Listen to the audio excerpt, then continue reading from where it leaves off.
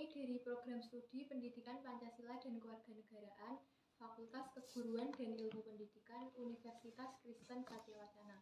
Di sini kami terdiri dari 3 pembicara.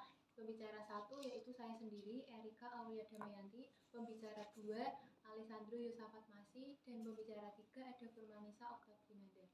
Di sini kami akan membahas mengenai MBKM, yaitu Merdeka Belajar Kampus Merdeka, di mana MBKM merupakan suatu kebijakan yang berlaku pada saat ini.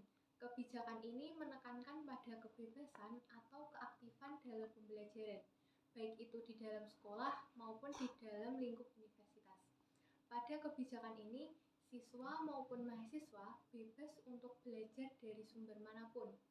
Jadi siswa ataupun mahasiswa tidak hanya terfokus pada guru atau dosen saja, melainkan mereka bisa belajar dari berbagai sumber, di mana ada sumber buku, internet, ataupun sumber-sumber yang lain.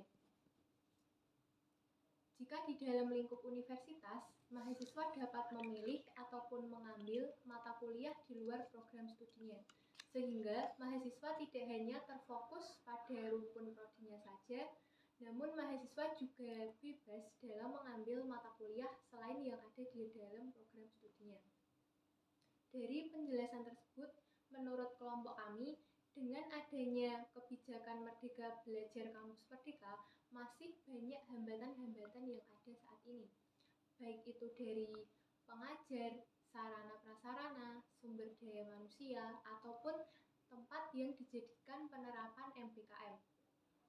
Sehingga dengan adanya kebijakan MBKM ini, Merdeka Belajar Kampus Merdeka yang diterapkan di Indonesia, dalam lingkup pendidikan harus diberikan tindak lanjut dari pemerintah dan harus dipertimbangkan lagi, yang harus dilihat dari beberapa aspek atau peraturan di sekolah maupun universitas masing-masing, sehingga dapat memberikan kepastian apakah MBKM Merdeka Belajar Kampus Merdeka tetap harus diterapkan ataupun tidak.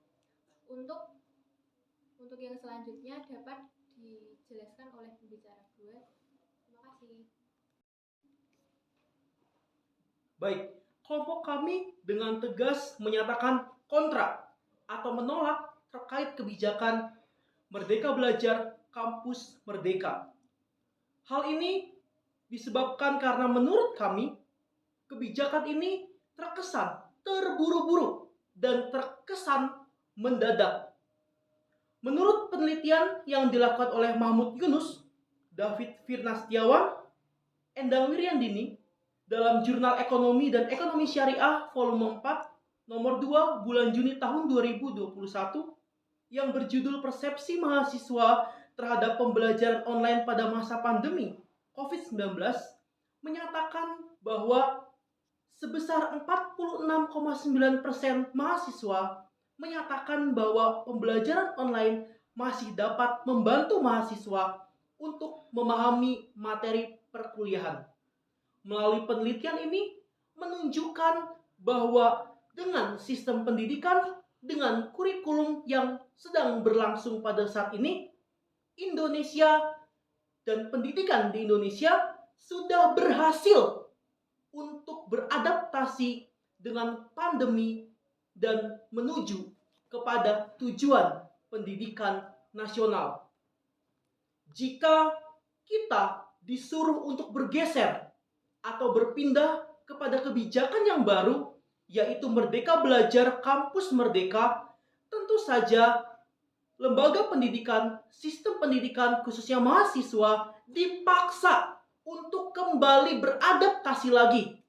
Padahal kita sudah beradaptasi selama 2 tahun terkait masa pandemi ini.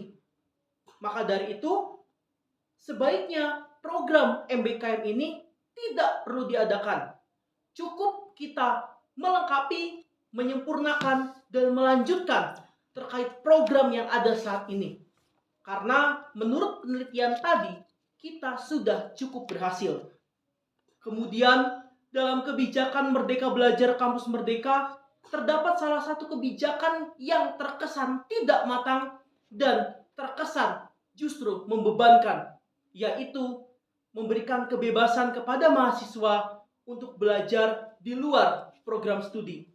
Menurut saya program ini tidak matang dan tidak baik karena mahasiswa seharusnya difokuskan hanya kepada program studi supaya tercipta kompetensi yang matang dan mencapai profesionalitas. Kesimpulan pada argumen yang sudah disampaikan oleh pembicara dua sebelumnya adalah di mana pada program Merdeka Belajar Kampus Mengajar ini perlu adanya adaptasi lagi dan cukup lama untuk adaptasinya. Dikarenakan program ini juga mendadak dan terburu-buru munculnya dan saat ini juga terhalang oleh keadaan pada saat ini yaitu COVID-19. Lalu yang dimana akan lebih susah untuk penerapannya. Juga lebih susah dikarenakan kurikulum sebelumnya itu sudah tepat, efektif dan juga sesuai dikarenakan sudah mengalami adaptasi yang cukup panjang dan sudah dapat diterima oleh para mahasiswa.